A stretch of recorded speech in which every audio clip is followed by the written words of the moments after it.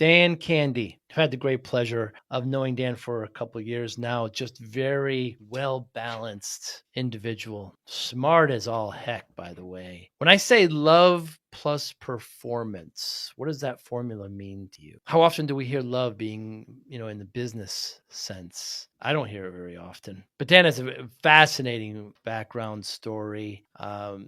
College, he decided to quit, start a house painting job that was, as he says, overwhelmingly unpopular with his family, but big stints at Dell, EMC, at AWS, and now he's working with managed service providers, small to medium businesses, working closely with them, helping them in some of the big cyber issues. But just my time with Dan it always goes by very quickly, always well spent. He's traveled. He's been in Japan for 6 months, in India. He lived in Russia for a while, and he's been in Italy a number of times. We speak Italian back and forth occasionally, which is always refreshing. I don't get enough practice at it, but I love talking to Dan, and I look forward to seeing him more and more in the future. Thanks for your time. Thanks for listening. Hi, I'm Joey Pinz, and here's my 45-second introduction. After starting my business in the 90s, I started developing poor habits of eating in my diet because of working way too much. Before you know it, I found myself 340 pounds. The doctor told me if I don't lose the weight, I'm not going to see my daughter graduate. Took the next 7 months, lost 130 pounds. People think there's some secret. Ask me, how'd you lose that weight? Like there's some secret. There is no secret. How'd I lose the weight? Just one word: discipline. I've had other successes in life, and I attribute them all to discipline. Now, I'm not the king of discipline, but I believe that it can help all of us. Friends, colleagues convinced me to start a podcast. The podcast mission: how do we better ourselves and society? I talk to interesting people in health, fitness, sport, wellness, business, technology, science, art, and culture. And I eventually ask them how discipline plays a role in their life. Podcast vision: growth through learning from others. Dan Candee, thank you so much for your time. Dan, what is the formula love plus performance? You have tapped into the high level thinking of what I have been able to work against over the last 15-ish years. Success is a result of love plus performance. And I think in life, we all as humans have moments where things make sense and then they don't. And we all know that sometimes things are easy and then they get hard, and then they get extremely harder. And then when you think you can't handle anymore, you find out that you can actually unlock yet another door and continue on. And to me, that is one of the miracles of being a human, and one of the absolute joys of being a people leader and a teammate and a family member and a community member. And so when people, been running businesses, small businesses, startups, had my own startup, done a wide variety of things, over the last few decades, from dropping out of college to start a house painting company to running $1 billion business at AWS. I've been able to do a few things, and we collectively do performance day in, day out, right? We all have to show up. My 6-year-old today, after Thanksgiving break, has to show up, and he's got to continue learning how to read, and he's got to put together the sounds, and he's got to spell cat. And you and I have our performance obligations to our teams and to our partners. And what I found is that that's fine. That's normal. But what is missing when things get hard, or what's missing where you can amplify the joy? And that's that love piece. And so my simple framework are those two words, which are very simple and broad. But under love exists respect, safety, security, trust, the ability for you to bring your authentic self to this relationship in a meaningful way versus some other version of you. For us as people to interact and understand, hey, things are going to get screwed up. And today we can only make the best possible decision that we can make today. And tomorrow we might need to make a new one.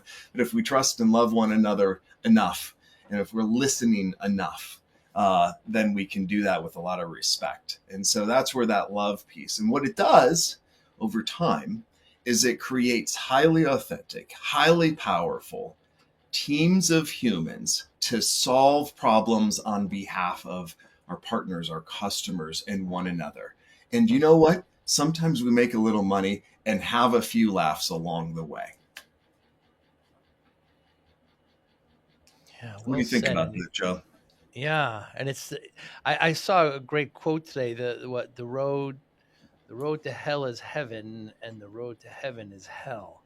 So it could take difficulty to get there. Um, so you And mentioned you mentioned the wildly popular decision of you leaving, I believe, your sophomore year in college and going to paint houses and do some traveling. Let's expand on that a little bit, Dan. What can we learn from that? every parent's dream, right?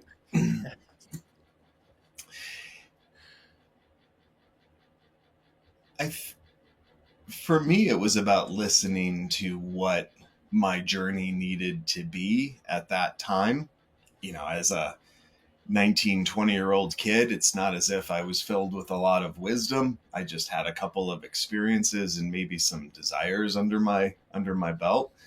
And I had I grew up a single mom. My mom was 16 when I was born, conceived in the back of a 1967 Pontiac, Wisconsin. And so I had a really interesting upbringing with her and my family. And, there was a lot of stuff that was happening, but the one thing she always believed in was education. And so she managed to put me in a position where I could go to a unique high school. I had a full ride scholarship for that high school, academic scholarship, and was able my senior year of high school to go live in Mexico for 3 months and study ceramics, study Spanish, learn a lot more about Hispanic culture. And at that point is when I got my college returns and my financial aid packages. And I was accepted to Bates with this incredible package, Bates up in Maine, really neat school. And they had first semester abroad where I got to go to move to Tokyo with a group of 12, 13 fellow students. And we learned Japanese and studied a number of different things. And so going to spending 5-6 months overseas as an 18-year-old after having been in Mexico for a few months, really dramatic experience, learned so much.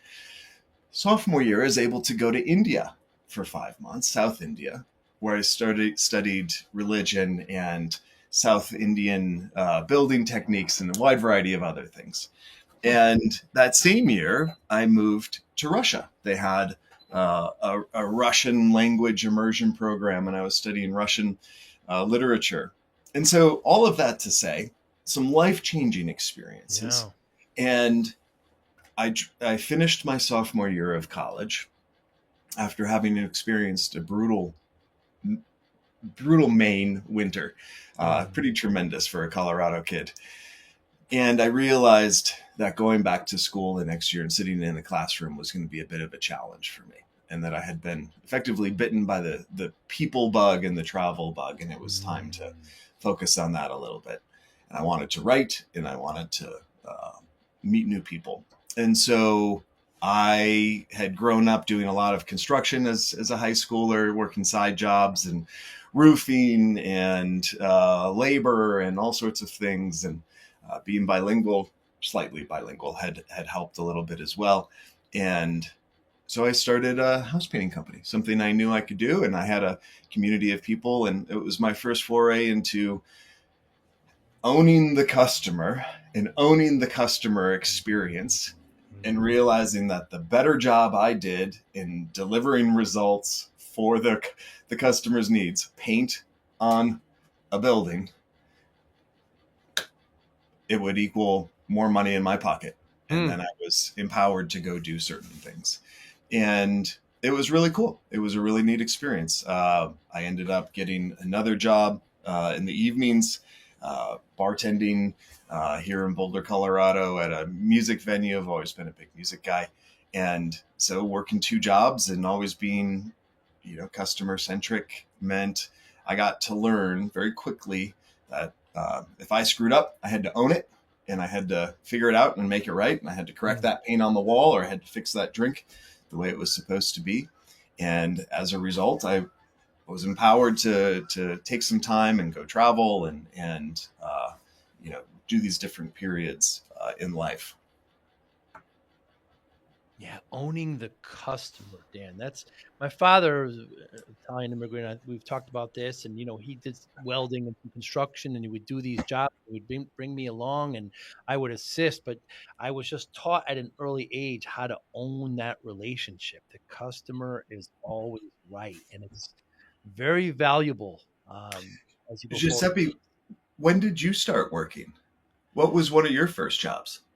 Well, delivering newspapers, that kind of thing to get money. My parents divorced when I was 12, so I started making some money to help out and, here and there. But that going to these jobs, these construction sites or whatever gig my father had at the time, because he owned his own company at a particular point. He just took these different positions, but just the way he acted around me, yelling at me in Italian to find him a particular tool that I couldn't find. And then when the customer came around, boom, it was very different, right? Straight face, very, very appreciative and jovial. I would see this side of my father. I was like, wow, okay, something's happening here and I'm learning. And so just what you learn there is what I learned at the same time. And it's invaluable. What's interesting about what you just shared is the dichotomy of the old-fashioned model. And granted, he's a parent as well, right? So there's even another dynamic at play there.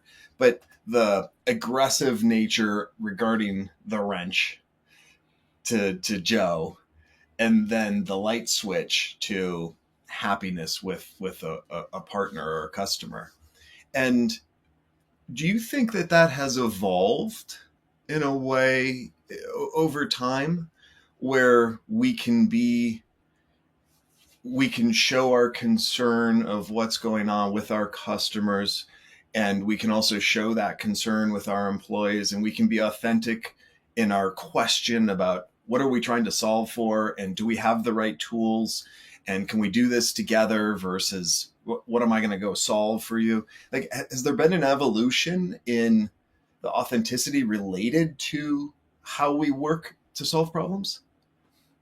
I wonder, but I know that we both work with MSPs, small businesses, and oftentimes the discussion I have with them goes further and further away from what the customer wants. Well, if I have this tool, I can do this. I can offer these prospects these features.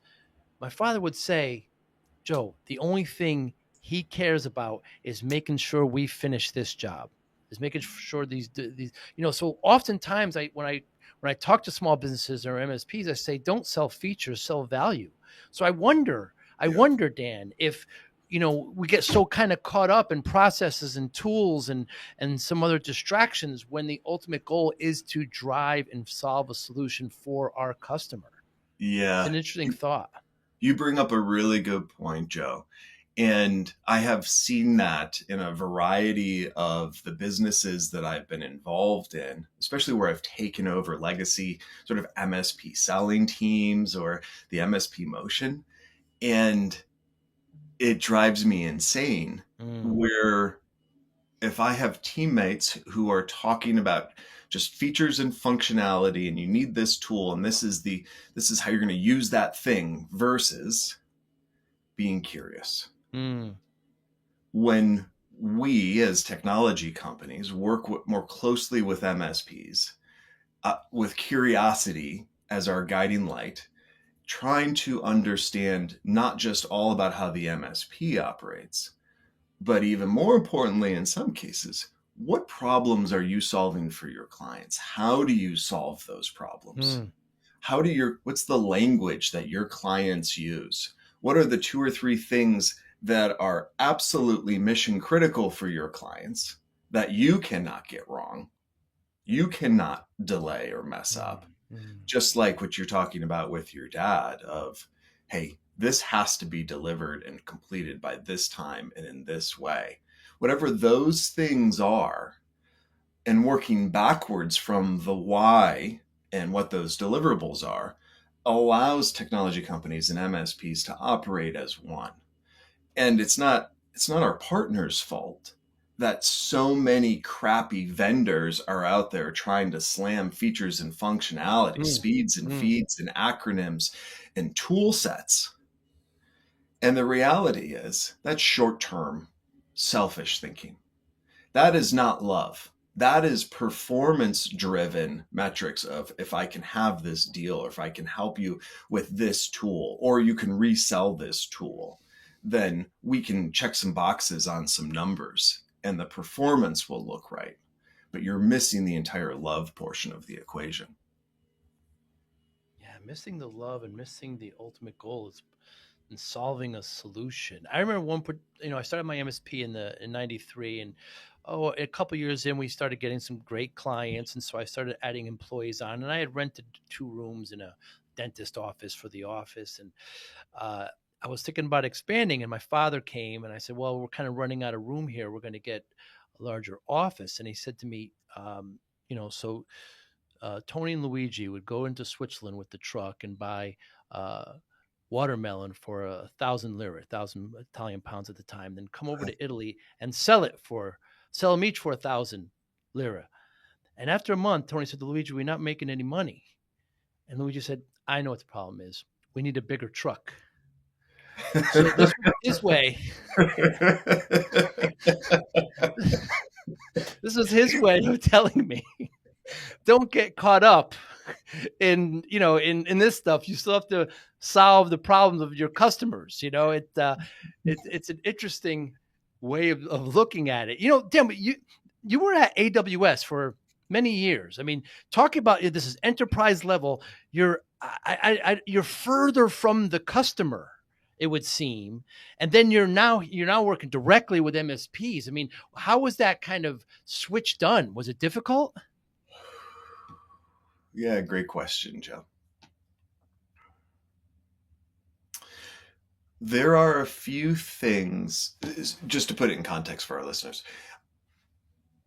I spent most of my career building small businesses of various types Mm. and always focused on the operations, the sales marketing, the HR, the scalability side of things, working closely with finance and engineering around some of the tech companies, right? To make sure that things were in harmony so that we could grow organically. And I did a lot of those early startups without a lot of outside funding, which means that bootstrap mentality, right? It's you drive the truck to Switzerland to pick up the watermelon.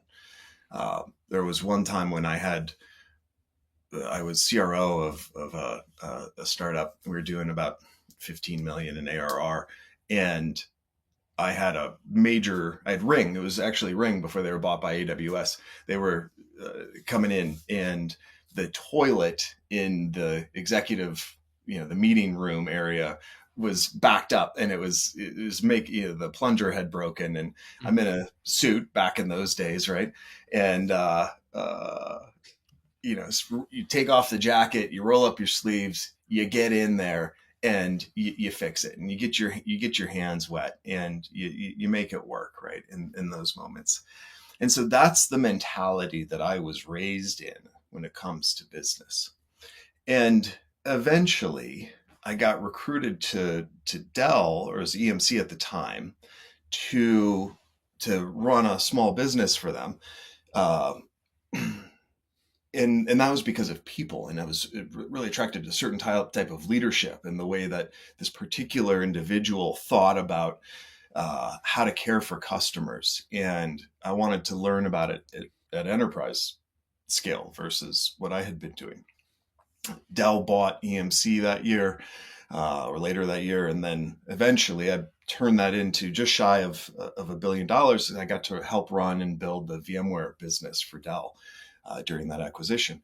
And because I'd been I learned a lot in my Dell years. AWS came calling and said, "Hey, we just created a partnership between VMware and AWS." This is Andy Jassy and Pat Gelsinger had run into each other. Some legacy, not enemies, but they were competing, right? And they had sat down at a dinner, probably 8 years ago, and said, "You know what? If we work together, we can actually help more partners and more customers in that journey." And so then they ended up finding me. At that point, there were 3 people on the team, two customers, and a couple $1 million from a federal customer. And so I got to build that over 4 years, that VMware Cloud and AWS business, and be part of this amazing growth that happened. And there are hundreds of people by the time I left at AWS and VMware, both reporting to me and others, across go-to-market and engineering and on the VMware side. And we were able to secure many thousands of customers in that experience. That's that framework on what it took. And the short version is, it's still every single customer or partner that we're able to meet, learn about, win, and support, and turn into a customer for life is exactly the same motion. It requires the same activity, whether you're a $1 billion business or you're trying to get your first 3 customers. And it's all about understanding why somebody should hire you to help them solve a problem.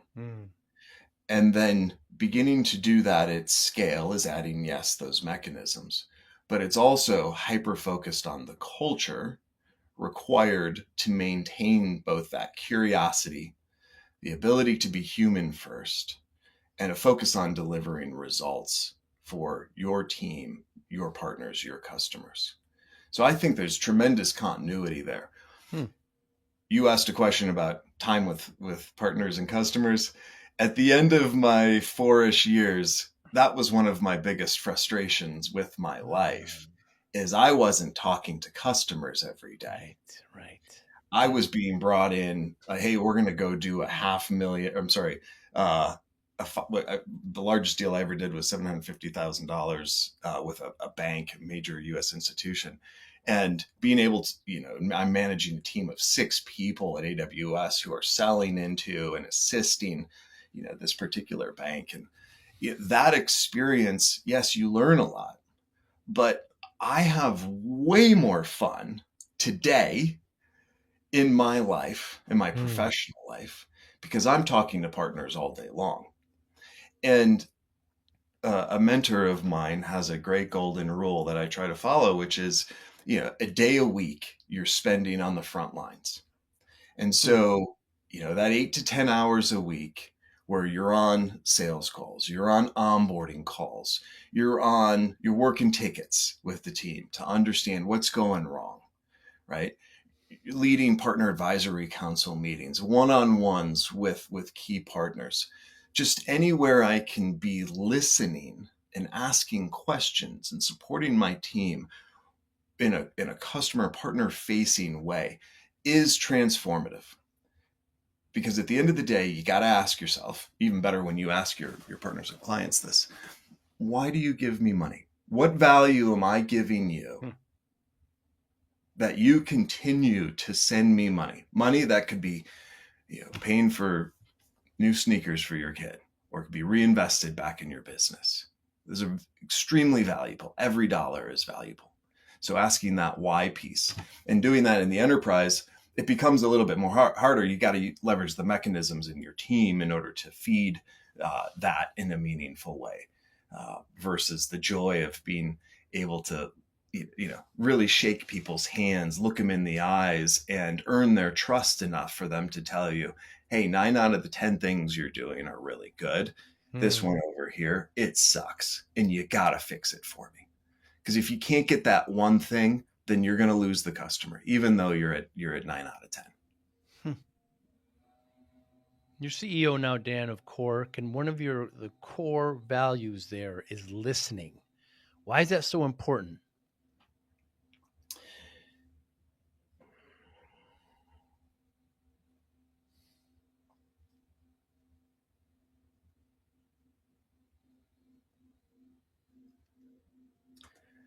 Joe, when you think about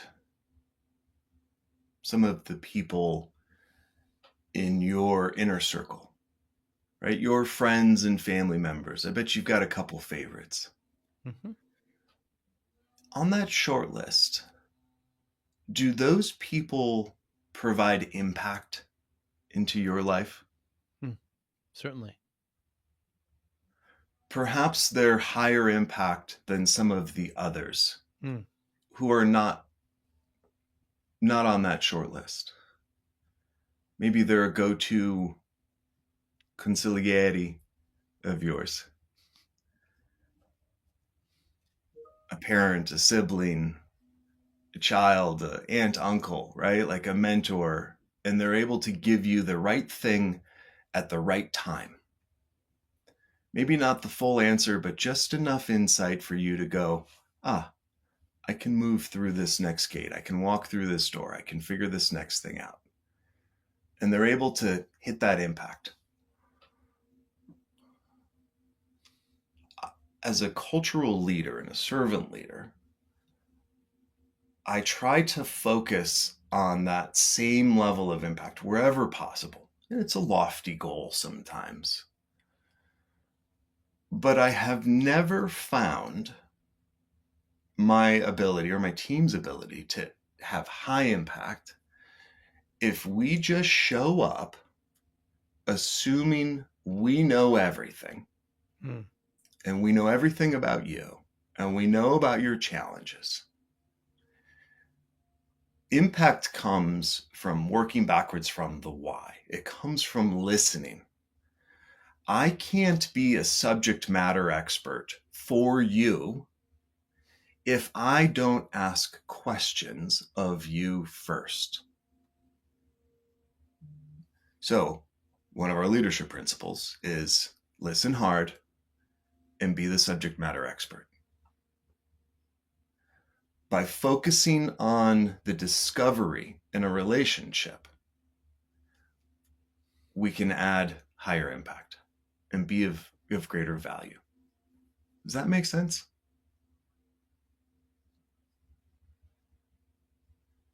I find as I get older, Dan, I have more questions than I have answers. So, Which maybe is, why you're so successful in this media here, where you're able to ask great questions and talk to uh, people more interesting than I. well, there's very few more interesting than you, but the reason why I ask a question is so I can listen. Yeah. Yeah. People's stories are informative. And the one thing you and I and our listeners cannot manufacture is time. Hmm. And what do we want to do with our time together?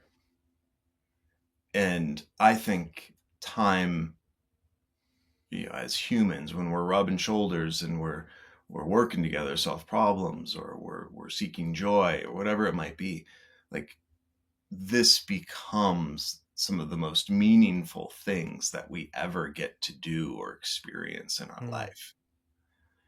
And most people find joy in being validated through their interactions with others, being of service, working for a good company, good team, helping good customers. It feels good.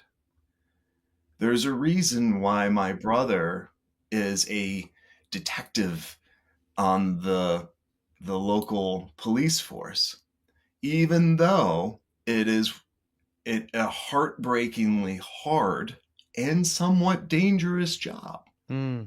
right? He's able to provide that impact. He's able to help people. I'm really fortunate to be a leader of a cybersecurity company.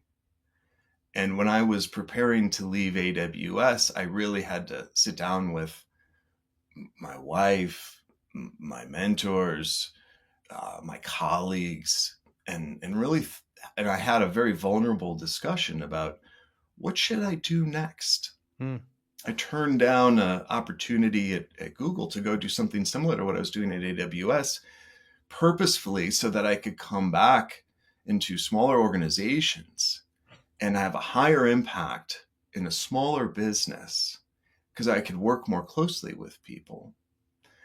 And as I'm thinking through the criteria of like, what are the areas that are always interesting to me, the three business opportunities, I'm 48 today. The three business opportunities, as I look at the rest of my career, cybersecurity, front and center, AI and ML, and then anything cloud related, cloud services, right? Business continuity, business, expediting business. To me, these are really meaningful things, and these are places where I come from, especially at AWS and Dell. And so the ability to have that impact and to work more closely with people and to listen in an area that we know is unfortunately growing in need because the bad guys and the bad girls just keep getting better every day. And so I thought that was a really interesting challenge of all of my cybersecurity experience and background, in cloud and business building. How can I bring that to bear in a meaningful way? And that's how, when I found Cork, the value prop is so simple and it allows me to service partners and clients in a very simple way. Left a boom, right a boom, right? The whole value prop around Cork is we're here to help you understand where the bad guys are most likely to attack. Our insights platform is very good at that. And in doing so, we help our MSPs, MSSPs, IT service providers operate more efficiently with their stack. We are agentless, API driven. We believe in bring your own stack. We trust our partners to build their business and their IT solutions in a way that works for them and their clients, that they're the best listeners to their clients. So we've architected everything in that way to be supportive and provide those insights and increase their efficiency and reduce their attack zone. And then simultaneously, relatively simple, when people get hit, we're right there with our checkbook. In a matter of minutes, people have an electronic credit card and they can start spending. And I am so excited to support our partners and reimburse costs and pay for things and do that because that's what we do. We inform and we support. And to me, the most exciting part of everything, like the day-to-day, is small and mid-sized business, right? Wall Street has figured out how to take care of itself and have mega teams and mega money for all the enterprise to be able to be highly secure, to pay out when things go wrong, to deal, teams of attorneys, like on and on and on. They have the means. But what about Main Street? Main Street gets forgotten. Main Street cannot continue to be under so much threat. And that's where the shift for a lot of threat actors has come from. And that's where our ability to support 99% of all businesses in North America are SMB, right, by volume. So what can we do? How can Cork help with the majority of the humans in this country and our friendly countries, right, so that we can support and show up every day? So why should these businesses, Dan, give you and Cork their money?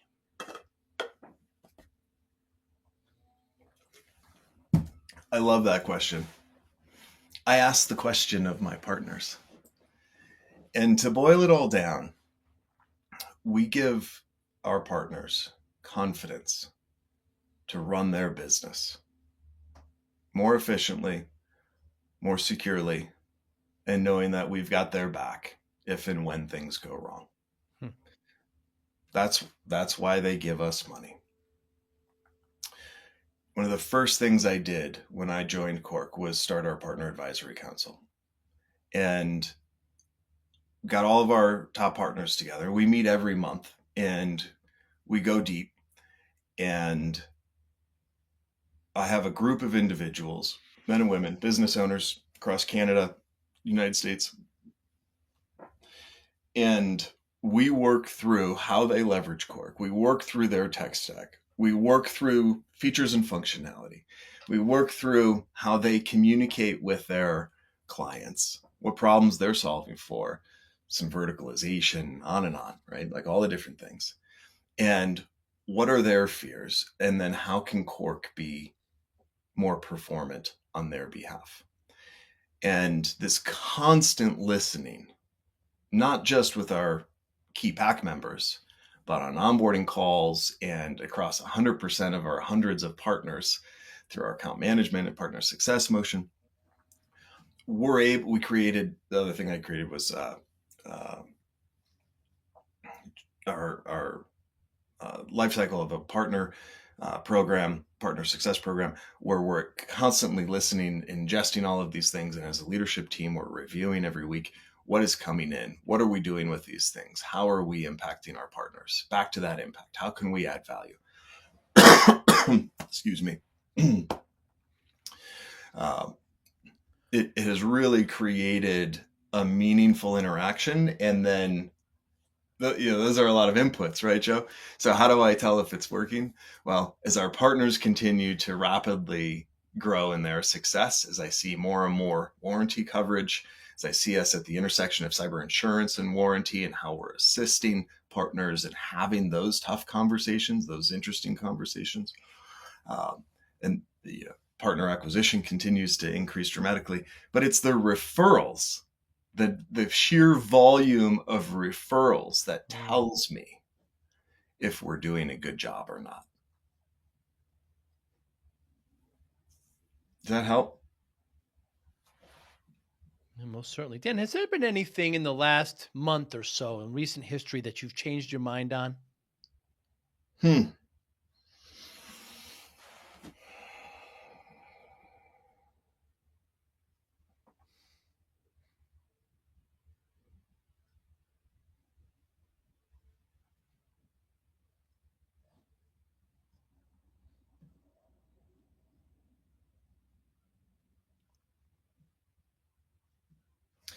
Joe, there are two things that come to mind, one personal, one professional. I'm going to start with the personal one first. As I mentioned earlier, my mom was on the younger side when I was born, and she focused on education as the success criteria for me, which meant great grades. I had to get A's or die trying, right? And that worked for me for a variety of reasons until it didn't work.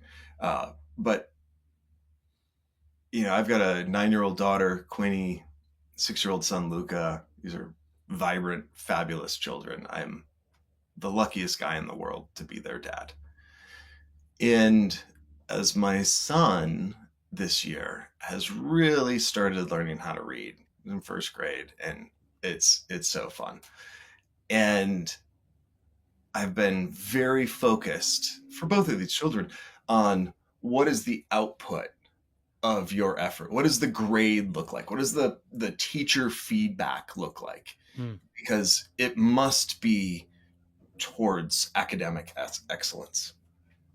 And I had a moment with my son about a month ago, and he said, "Dad, I would like to learn these 3 things and these words, and I want to read this book because Quinny is reading this book, and I want to be able to read the book that she's reading." And I said, "But that's not what your teacher's asking you to do." She says, "I know, but it's fun." And I said, "You know what? I have to put away my old fashioned Mm. thinking on this particular grade thing and exactly what the teacher is looking for, and just celebrate this kid's sweet spot in learning these words, these sentences, these concepts, and just go do this thing with him. There will be time enough for the other output. And that has led us down a rabbit hole of, he's got a particular interest around some car stuff, and so Mm. I happen to like cars a little bit Yes, you too, and so do. that's kind of Yes, you fun. do. And yep. And so now, now he's reading these books where he's learning about these different car manufacturers and car parts and what they all mean. And that's not showing up on any first grade Mm. curriculum here in Colorado.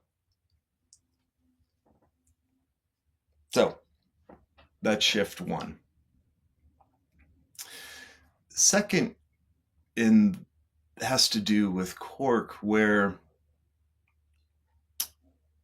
last month, as we were working with some of these larger partners of ours, over 2,000 seats, right? 2,000 to 20,000 seats. We got quite a few of these opportunities. And as we're learning more and more about their business, I realized that our product market fit was off a Hmm. touch, and that what we thought was the best package, the best solution for them at the best possible price point was actually not correct. Hmm.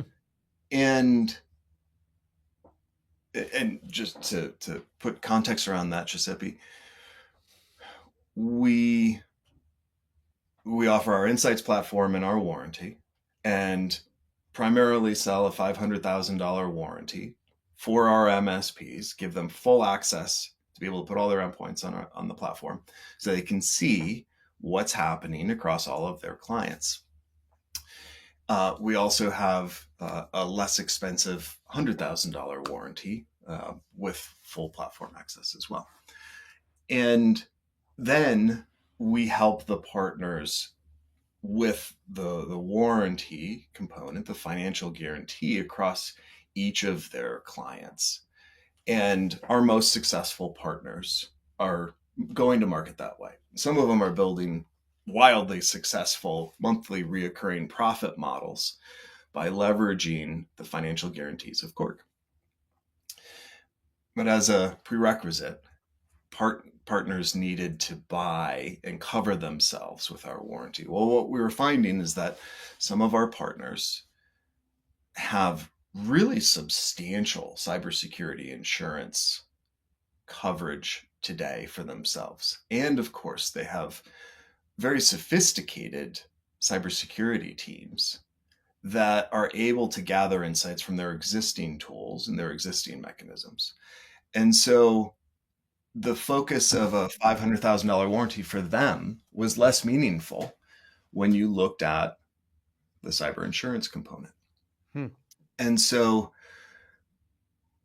we began a pilot with a few of them where instead of providing $500,000 coverage to their clients, they actually want 50, and they want to embed all of that within their own cost. So rather than reselling Cork, they are simply absorbing that cost. And I was able Hmm. to, I'm always trying to get the cost as low as possible. I want to reduce the amount of spend per client based upon my cost of goods year over year.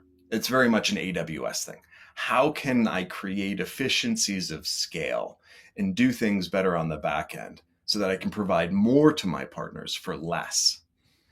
That is I think that's a rare thing in the MSP space. And that is one of my driving criteria. And so in this case, we were able to find that. And turns out that certain partners want less coverage. They don't need a $500,000 policy for their clients, 50,000.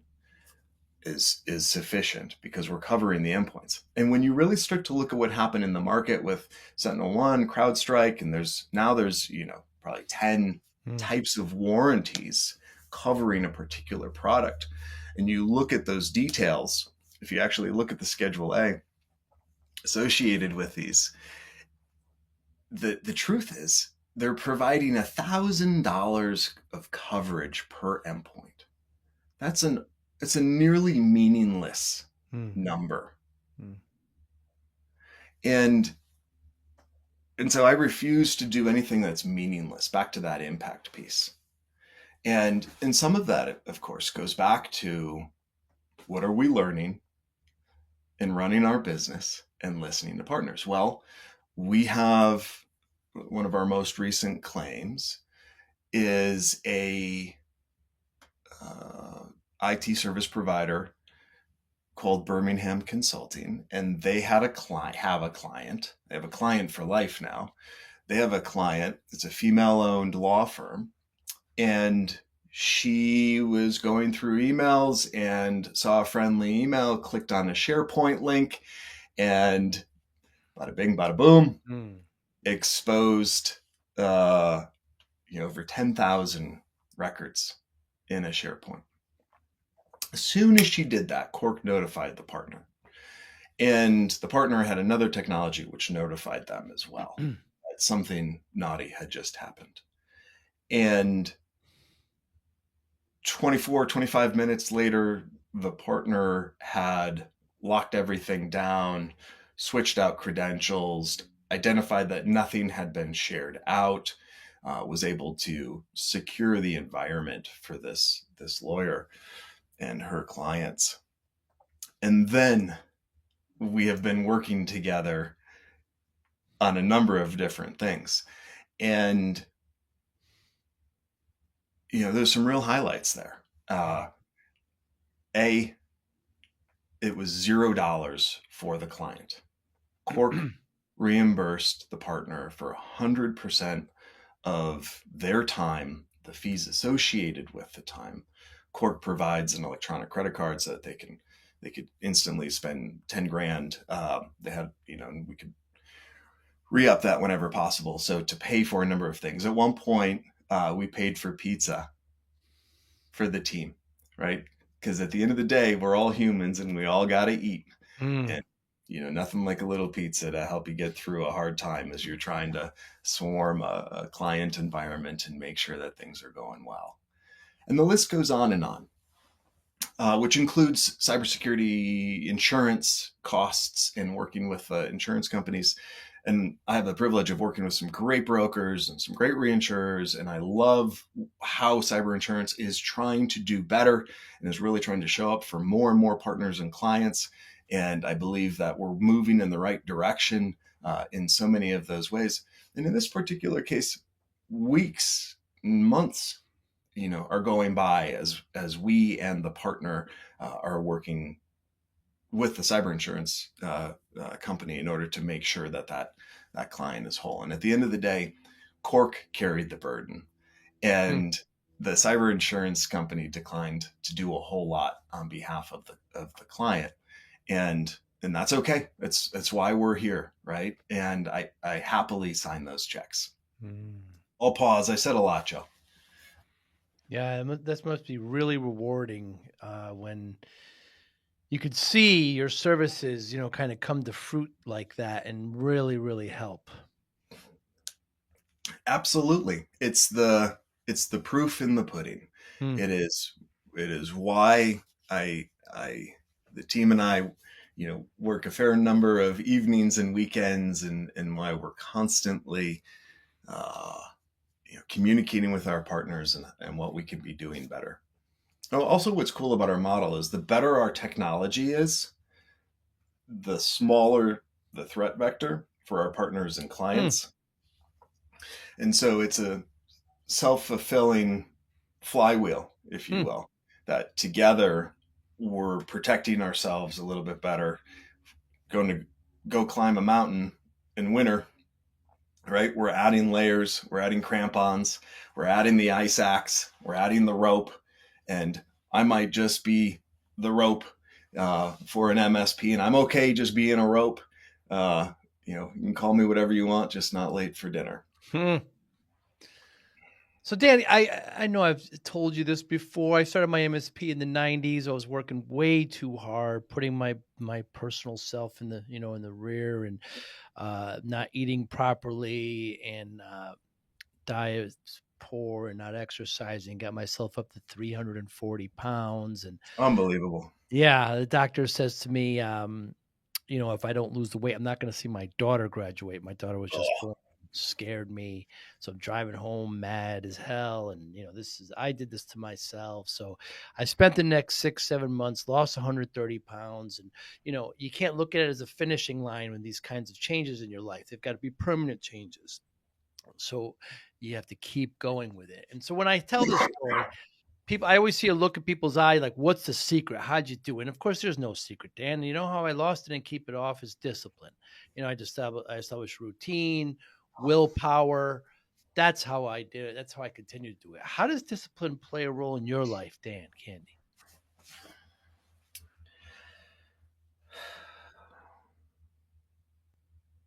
well, first of all, congratulations to you. You look good. I love seeing you every time I get to see you. And I don't mean that about your aesthetic. I mean that about your vibrancy as a Mm, human. And I imagine that that is an output, maybe an unintended mm, output of what you were trying to do in your discipline journey. A doctor saying, hey, if you want to be there for your daughter's wedding, you might need to make some change. Like, that's a pretty good first step, second yeah. step when things are hard type of driver. But lasting change is, as every single person on this planet knows, is the harder part of that. Making a change for a week or a month is one thing, but making the change over time and for it to stick and become the new you, the adjusted you, the that's the glory of it. And then that becomes the flywheel. Right? I imagine you sitting here today, you're not thinking about, you know what, screw it. I'm just going to go do it all the way I used to. That's a Mm. better model, right? Like, are you a happier, committed person because you've found your discipline?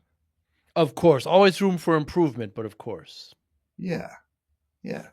And I bet you every person in our world, our little world, has an example where they were able to do that at one point, Mm. whether it was school or in a job or with a particular role or learning a new skill, right? Maybe it is health and fitness, maybe it's adjusting the foods that they eat, drinking less, whatever that thing might be. And I'm a pretty simple guy. I really got to boil it down to things that I can understand. And at the end of the day, I feel like most people are either seeking joy or running from pain. Those are pretty good drivers Mm. to with our decision making criteria. And the example you provided is both, right? Like, you wanted to be a happy, healthier person, and you also knew that you would feel a lot better if you could make some of these changes, and then that promise has been delivered. So everybody's got one. In my case, my my demon was booze, Mm. and I wasn't much of a drinker growing up as a kid, and then in my 20s found that cocktails were fun and bartending was great. It's a great way to put myself through college or do other things. And ultimately, when I was 33, it is around time between 30 and 33 is where I really struggled with the amount of drinking and how that was impacting my life. And I got humbled in a major way and was fortunate enough to end up in rehab and hit my rock bottom and have my dramatic event, which allowed me to change my framework. And in a very simplified fashion, it's about putting together each day. Hmm. What can I do today to be 1% better than I was yesterday? In the case of alcoholism, it the first step is not drinking, right? Which is also the hard step. But there's Hmm. good mental health, and there's therapy, and there's networks, and if you want it, I believe that you can get after it, and you have to want it as an individual, because nobody's going to do the thing for you. Nobody's going to walk you to the gym. Nobody's Hmm. going to close the liquor stores. Nobody's going to shut down your ability to go to fast food every day, right? Like whatever the thing might be, I don't know. um, and and so I really think it comes down to, what are the simple things in your control today that you can do that will make your life, or the people around you, their lives, just 1% better. Hmm. Some days when you lay down at the end of the day and you put your head on the pillow and you go, oh, I took a beating.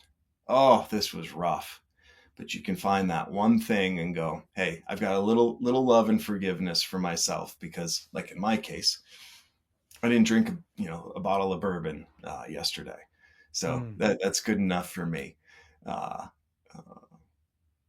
this morning, right? Because it's Monday morning after Thanksgiving break, and my 6-year-old is curled up in my arms at 6-ish, and he's looking at me and he goes, "Dad, I really don't want to go to school today. Aw. Can I please stay home today?" And I said, "Bud, love, like, the one thing you got to do is you get to go show up, and you get to walk in the door of that school, and you get to be present, and you can ask your teacher, you can ask your friends, how was your break? What was a highlight of your week?" And you can just be there, Hmm. and that'll be good enough for him. And it was good enough for me this morning. I've heard the quote that discipline is doing things you don't want to do and liking it. Mm. There's How do another you one. solve for that, Joe? Not everything, you know, I hear this sometimes. I don't want to eat that because it doesn't taste good. Well, everything you put in your mouth doesn't have to be a party. You know what I mean? There's going to be, you got to suffer a little bit. The idea that we have to have constant pleasure all the time, I think we have Yeah. to get back from that. Stuff hurts sometimes, the old no pain, no gain. I think it's good for you. Doing a minute plunge in cold water. It sucks, but but it's good for you. I think the whole idea of that we have to be comfortable all the time. I don't know. I think we just have to. Should be often, certainly. Don't want to be miserable, but what Isn't motivates you, Dan? isn't that becoming harder in this world, It though? is because there's so many comforts. Oh, There's so oh many my! comforts. And I It, hate to be the old man in the store saying, "Young lady, why do you have slippers on and pajamas?" I hate to be that person, but I can't help but think it. You know what I mean? Get off my lawn or lower that music. I don't ever want to be that person. But I mean, there's just, yeah, that's how I live. Just there's gonna be parts that just suck. Just embrace it and move on. we live in a culture that makes it easy to consume and or be distracted, It does. Yeah. and it's monetized. So the better companies do to simplify these things, to automate these things, and to provide instant joy, means that you're going to spend more and more time doing that thing. Mm. And so I think it's really hard. And I don't It know, is. I, I how many parents know that they are exceptional parents and how to do everything and guide their children in this world. I certainly don't. How many business owners know that they're making the right decisions and managing their teams just the right way to be able to provide them the focus in the room versus the distractions in a business, or the personal distractions, right? Like, it's really hard to do these things. The amount of food that can be delivered at a Oh, high cost versus, or walking into a gas station, or it's just like you walk in, it's overwhelming to think about how much unhealthy food options exist for all of us. And food is changing behind the scenes to be tastier and more consumable and addictive, right? Like, it it I feel like there's so many of these things out there. And I think at the end of the day, I'm curious what you do here. At the end of the day, you can pick a couple of battles for yourself, or your family, or your business, or your friends, and go, I'm drawing the line. mm, For some people, might be food, might be how many people turn off social media or do a social cleanse for a month. How many mm. people don't drink in January, right? And like turn off that distraction. Kind of on and on, because at least it's a short term adjustment to try to gain some control back for us as individuals. What do you think? Yeah, I agree. When I was having the deep conversation and punching the steer wheel, driving away from the doctor, thinking, this is my pie hole. I control what I put in it. And like you said, there's just so many comforts, and these foods are so inexpensive. Of course, especially here in the States, there's just, we've got seed oils and everything. Everything is so processed. It's just your body doesn't know what to do with it. And you have to be disciplined enough to read some labels and decide what you're going to do and what you're not going to do. You can't control everything. I was at a Mexican restaurant over the weekend. Great, tastes great. Who knows what they're putting what they're putting in there? So where do you draw that line? You have to kind of make these decisions yourself.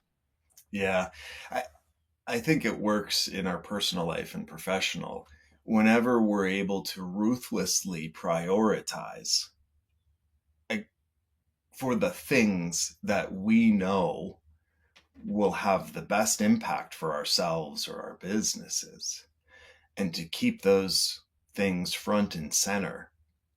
That becomes a helpful decision making criteria, Mhm. especially when things get hard. Again, as we talked earlier, things are easy. It's all good. It's all aces. All the Mm, flowers smell beautiful. But when things start falling down, what do you do? And what's that framework that you're going to leverage? What are the absolute, I will do this, I will not do this, I will mm, not do. And having the discipline to review those things, and to have people in your family or your business to go, hey, you hold me accountable, I'm going to hold you accountable. mm, Well, if you've got that love piece, then it becomes more acceptable. It's easier to say, I'm in pain, or I'm at risk, or this doesn't make sense. Can you help me? And then we hold each other accountable back to that simple framework of, hey, this is what we're going to do today. We'll get through hmm. this particular thing. I, I, What is it? I don't want to live alone in this world. I need the Right. validation, right? That I'm making meaningful choices. I'm being a good human. I imagine everybody listening wants some of those basic things of love and success and security and validation, that we are loved and we are doing a good job. And yes, I see you improving, and you're doing things a little differently. Like, that's a meaningful human existence in its most base form. Hmm. And at the end of the day, those things add up. The weeks of slight improvement, that 1%, turns into months. And then you look back over the course of a year and you go, huh, I learned something. I operate a little bit differently now.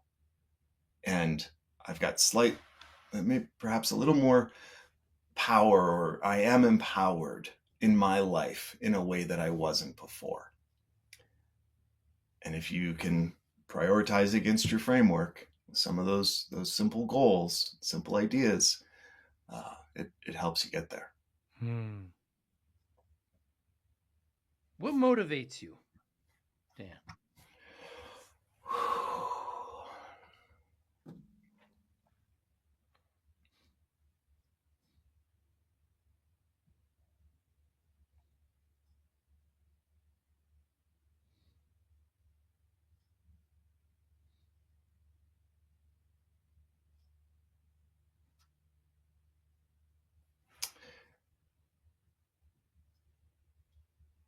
Seeing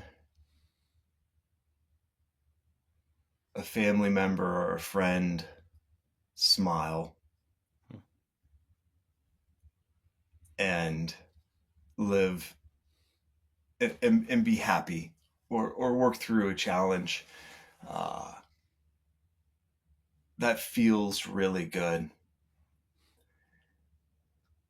Seeing teammates, men and women that have worked for me, be promoted, learn new skills, grow as professionals and as in their personal lives, brings me insane joy.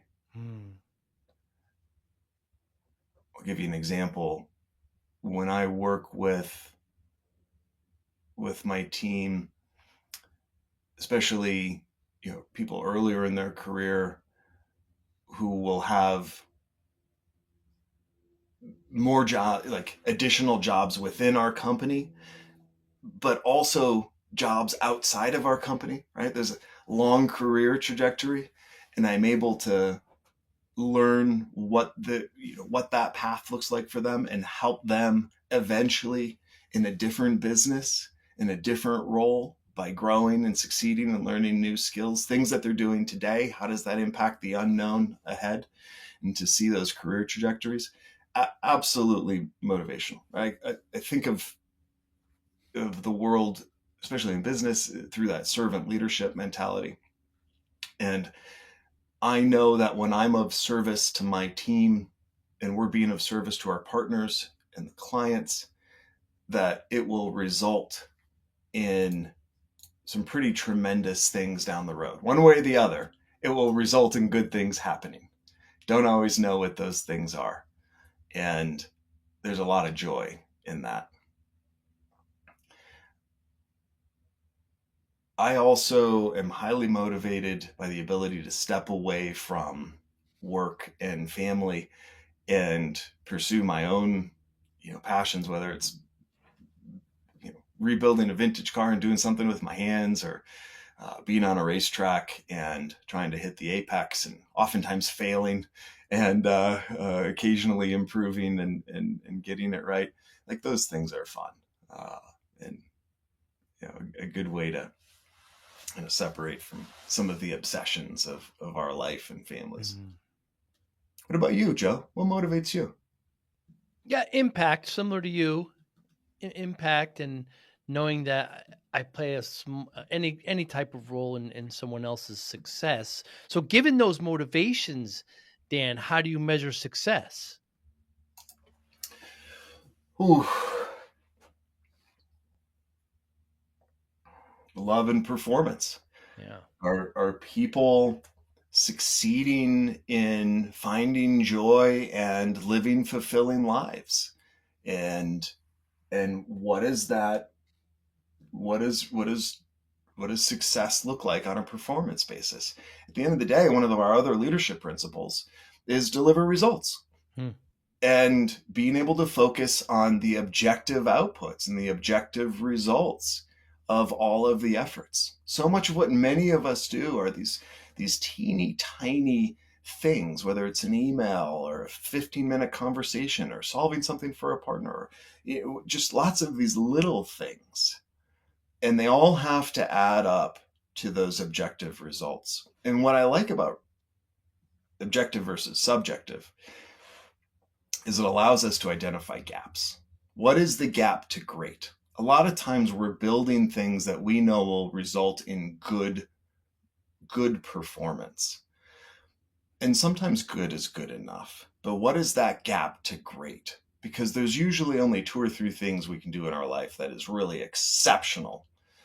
And in the case of Cork, it is when I see how much more efficient we make our partners before Cork and after Cork, I can see the objective results on how they have minimized threat vectors based upon our insights platform. That's an objective measurement, and I love seeing that. And we have to improve month over month, week over week. We look at these things 3 times a week and what that ratio looks like, and then which are the exact partners where we need to jump in and go help and show them how we can help them be more efficient and safer. Right? Those are objective things that we can do. And it just makes me happy because I know we're doing the right thing for them and their clients. And it means that we're working as a business, right? Having my son be able to read a story to me at the end of the night is an amazing result and brings me personal joy that is equal to some of the professional joy that I see in when we're able to help our partners. It all comes back to love and performance. It's going to be the title of your memoir, Dan. I see it. Man, it could be gap to great with an emphasis on there's a lot of gaps. I don't know. We should bring my wife in next time and we can ask her opinion on what I can be doing better. Shoot. Always room for improvement. Dan, thank you so much for your time today. Anybody listening, that if they want to get in touch with you, how can they do so?